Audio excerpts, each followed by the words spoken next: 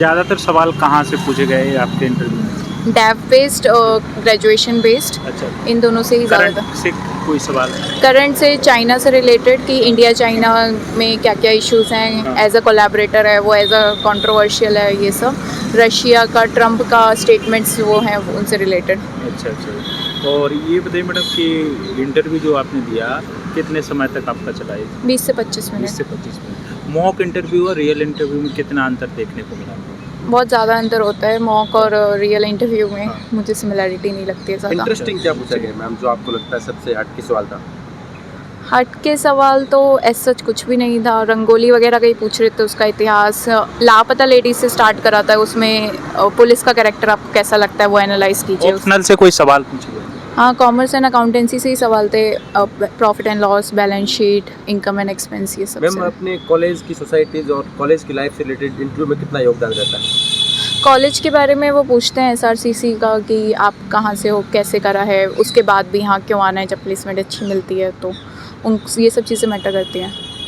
अब ma'am CSAT के लिए क्या आप बोलना चाहेंगे? सीसेट काफ़ी टफ देखने को मिलता है, बच्चे बहुत कम क्रैक कर पाते हैं।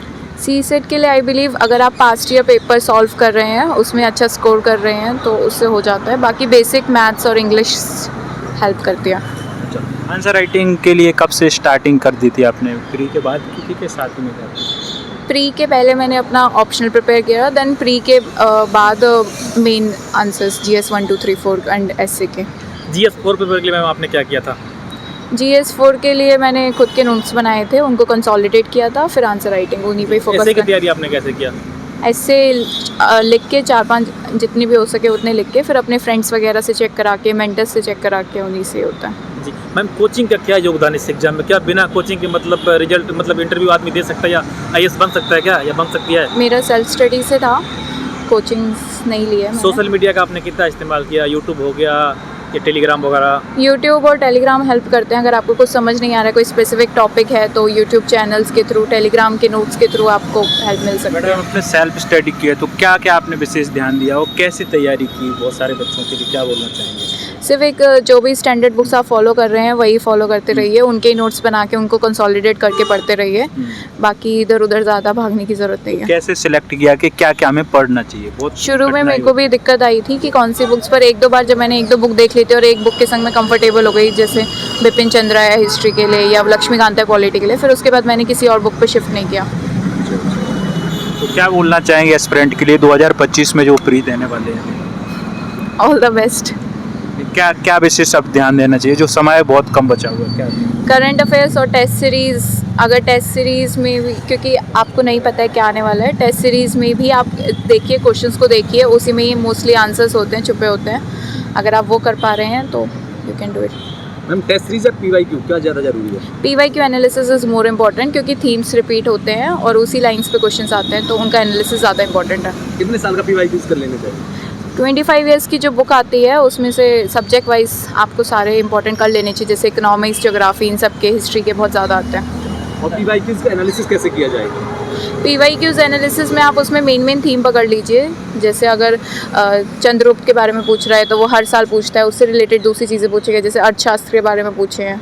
मेन थीम्स पकड़ लीजिए और उन्हीं को ही अच्छे से कर लीजिए, जैसे बुद्धिज्म है। न्यूज़पेपर का क्या योगदान है इसमें? न्यूज़पेपर डेली पढ़ना चाहिए या फिर कैसे, या फिर करंट अफेयर जो आता है एक मंथली को पढ़ना चाहिए? मेरे को पर्सनली मंथली करंट अफेयर्स पढ़ना ज़्यादा इजी लगता है, तो वो मैं प्रेफर करती हूँ। बट न्यूज़पेपर पढ़ना एक खुद के लिए भी एक अच्छी हैबिट होती है, तो वो प्रेफर करना चाहिए। आजकल तो जैसे कि ऑनलाइन आ जाते हैं PDF वगैरह, वो पढ़ना चाहिए, फिर जो आता है कागज़ वाले वो? दोनों में से कुछ भी पढ़ लीजिए, मेन फोकस तो पढ़ने पे है। मैडम सीसेट के लिए क्या पढ़ना चाहिए और क्या आपने यूज किया? बेसिक मैथ्स, जो आपके अलजेब्रा वगैरह है, अगर आपकी बेसिक मैथ्स स्ट्रॉन्ग है, इंग्लिश आप कंफर्टेबली कर पा रहे हो तो इजीली पास हो जाता है, उसमें टॉप थोड़ी करना है। और मैम NCERTs वगैरह कितनी पढ़नी चाहिए, मतलब कौन सी क्लास से पढ़ लेनी चाहिए या स्किप कर देना चाहिए? NCERT आपके ऊपर है। मेरे को NCERT पढ़ना पसंद नहीं था, स्टैंडर्ड बुक से मैंने पढ़ा था, उनसे हेल्प मिलती है, पर लेकिन कुछ सब्जेक्ट्स के लिए, जैसे ज्योग्राफी के लिए, NCERT से बेटर कोई बुक नहीं है। तो मैम लगे हाथ आप स्टैंडर्ड बुक्स की थोड़ा सा बुक लिस्ट भी बता दीजिए। जैसे पॉलिटी के लिए एवरीवन नोज लक्ष्मीकांत, ज्योग्राफी के लिए NCERT, हिस्ट्री के लिए बिपिन चंद्रा, फिर इकोनॉमिक्स के लिए रमेश सिंह, देन एनवायरनमेंट के लिए आप फिर से रमेश नोट्स कैसे बनाए थे, शॉर्ट नोट्स आपने जो बनाए हो गया? शॉर्ट नोट्स आपके ऊपर है, या तो आप उसमें हाईलाइट कर लीजिए या फिर अपनी किसी कॉपी में अलग से नोट्स बना ओके लीजिए। मैम, कैसे थैंक किया यू, आपने टाइम कैसे दिया। कैसे किया है? मैंने SRCC से कॉमर्स में ग्रेजुएशन करी है 2021 में। Then I gave my first attempt जिसमें प्रीलिम्स क्लियर नहीं हुआ। सेकंड अटैम्प्ट में मुझे इंडियन कॉर्पोरेट लॉ सर्विस मिला है, फिर अब ये मेरा फोर्थ अटैम्प्ट है। जी मैम, प्रीलिम्स की आपकी क्या स्ट्रेटजी थी, क्या रणनीति थी? ज़्यादातर बच्चे प्रीलिम्स में ही फंसते हैं। प्रीलिम्स में मैंने खुद से अपने स्टैंडर्ड बुक से नोट्स बना रखे हैं, उन्हीं को ही बार बार फॉलो करते हैं। देन किसी भी कोचिंग इंस्टीट्यूट के टेस्ट सीरीज़ लेके उनको अच्छे से लगा के बस हो जाता है। प्रीवियस ईयर क्वेश्चन आपने कितने साल का किया था? प्रीवियस ईयर 25 ईयर्स की बुक आती है, उन्हीं को ही एनालाइज करना और उन्हीं को ही करते हैं। जी, आंसर राइटिंग की शुरुआत आपने कब की थी? आंसर राइटिंग की शुरुआत मैंने प्रीलिम्स के साथ ही स्टार्ट कर दी थी। जी तो कोई किसी भी टेस्ट सीरीज़ का कोई भी शेड्यूल लेके उनके आंसर राइटिंग कर लो, एटलीस्ट एक टेस्ट सीरीज़ लगानी ज़रूरी जी होती है। मैम, पूरे दिन का अपना टाइम टेबल बताओ कि सुबह से आपने कैसे कैसे दिन की शुरुआत कर दी थी, कैसे क्या? एज सच कोई टाइम टेबल नहीं है, मिनिमम 6 to 7 आवर्स निकालने पड़ते हैं पढ़ाई के लिए, बस वही हो जाता था। डेली से बना? यस, बस उसमें से मेन चीज़ें जो मुझे याद नहीं रहती हैं या फिर जो मेन पॉइंट्स हैं उनको नोट कर लिया बस। जी ठीक है, ऑल द बेस्ट मैडम।